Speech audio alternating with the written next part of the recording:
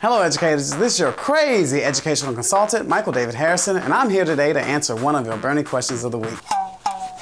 Today we have a burning question from Jocelyn, who is an aspiring teacher in Los Angeles, California. Her question reads, I'll be starting my first teaching job at a predominantly Hispanic middle school next month. I am told that many of the students' native language is Spanish and I do not speak any Spanish. I am concerned that I will not be able to communicate with parents as freely as I need to with this language barrier between us. What can I do? Jocelyn, with the growing diversity in our country, it's not uncommon to encounter parents who do not speak English. You can still reach these parents without even having to take a crash course in Rosetta Stone. De verdad?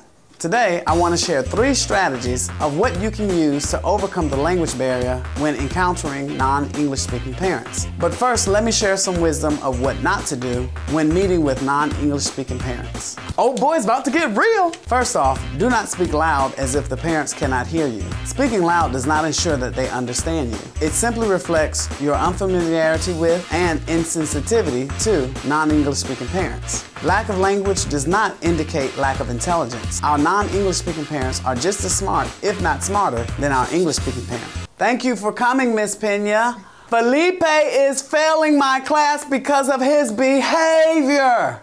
Yo no entiendo por qué ese maestro está gritando. Suena a un payaso y su aliento huele mal. My second don't do would be not to attempt to speak their language without knowing exactly what you're saying. Oftentimes, we resort to those quick online translations, unaware of the hidden meanings that could be embarrassing or offensive to the parents. Hey, Miss Baptiste, when you were in Haiti, did y'all used to sing this song? I know a little French. Voulez-vous coucher avec moi ce soir? Voulez-vous? Lastly, refrain from using a student or a classmate to tell the parents exactly what you want them to know. Kids can be cunning and deceptive and may not tell the complete story to the parent.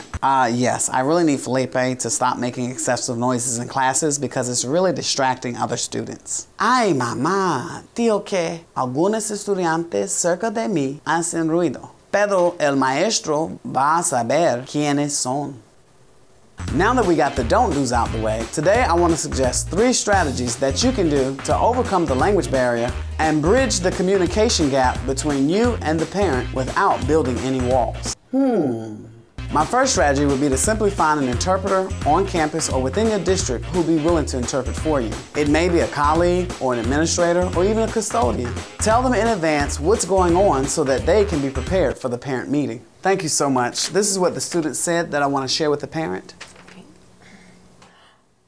Lo siento, señor Harrison, pero mis principios no me permiten repetir palabras así. If none are available, you may gain assistance from a family relative. Usually, most non-English speaking parents arrive with a family relative or a neighbor who can directly interpret for them. Use them to help you get your point across and be mindful of their body language to make sure they're communicating exactly what you intend to say. And I told the student, I need you to listen and focus. Y le dije a él, necesito que tú me escuches y que te enfoques, mijo. But he just wouldn't. Pero no lo hizo. He had the audacity. Tuvo la osadía To start barking like a dog. de empezar a ladrar como un perro. Roof, roof, roof. My final strategy would be to reach out to local consulate or churches to see if they have any volunteers who would be willing to help with translation or interpretation services, especially if your district does not have any. You'd be surprised how a simple question could bring a wealth of generosity to you.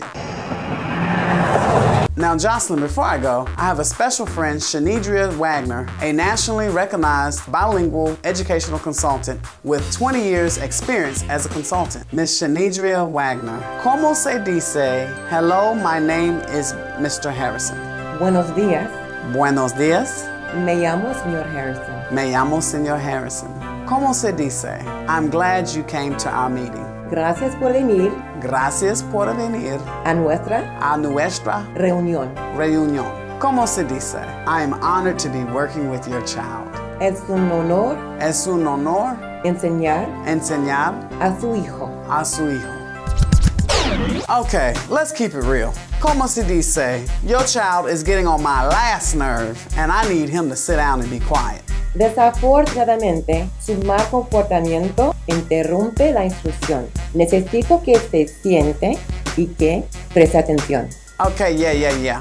¿Cómo se dice? If your child keeps coming to my class without his supplies or homework every day, I'm calling CPS.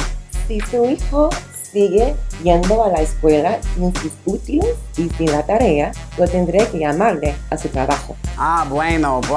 Okay, como se dice? How many more numbers do I have to use to reach you? ¿Tiene usted un número de teléfono alternativo que puedo usar? Muchísimas gracias. Y muchísimas gracias por invitarme. De nada. Este ha sido un sabio mensaje de su loco consultor educativo, Michael David Harrison. Quisiera escuchar sus preguntas. Mándenlas a mi correo electrónico drmichaeldharrison@gmail.com. Suscríbanse a mi canal de YouTube.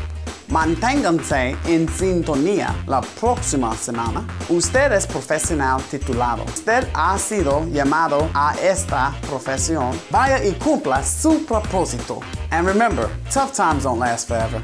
Tough people do.